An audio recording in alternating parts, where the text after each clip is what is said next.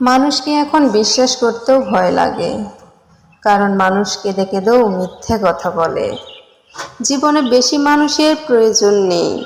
স্বার্থ ছাড়া যে ভালোবাসবে, প্রয়োজন ছাড়া যে খবর নেবে, এমন কিছু মানুষ থাকলেই যথেষ্ট।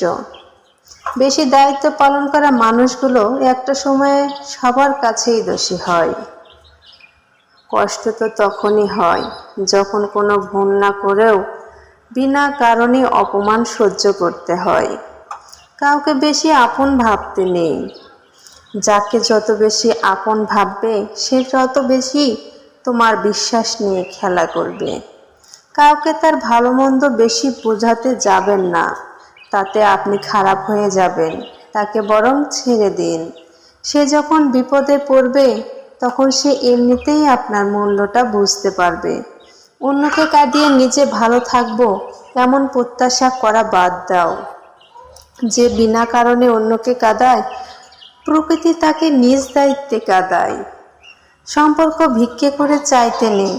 জীবনে কখনো কাউকে অনুরোধ করে ধরে রাখতে নেই। যে থাকার এমনিতেই থেকে যাবে। ভিক্ষা করে কখনো কোনো দিন ভালোবাসা হয় না। ভিক্ষা করে কখনো কোনো সম্পর্ক ধরে রাখা যায় না, সত্যিই ধরে রাখা যায় না।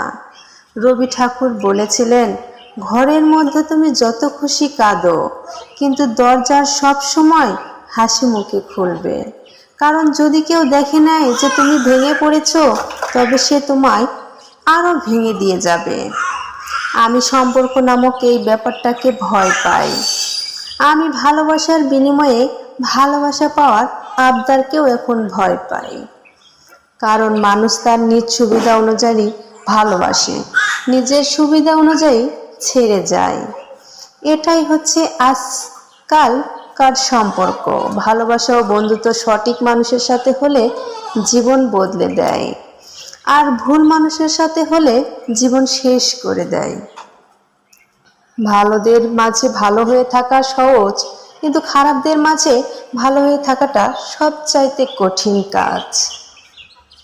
সম্মান দাও, কিন্তু এতটা দিও না যাতে তোমার সম্মান চলে যায়। অবহেলা তখনই শুরু হয় যখন কেউ বুঝতে পারে আপনি তার প্রতি দুর্বল। অভিমান করতে হলে অধিকারের প্রয়োজন হয়।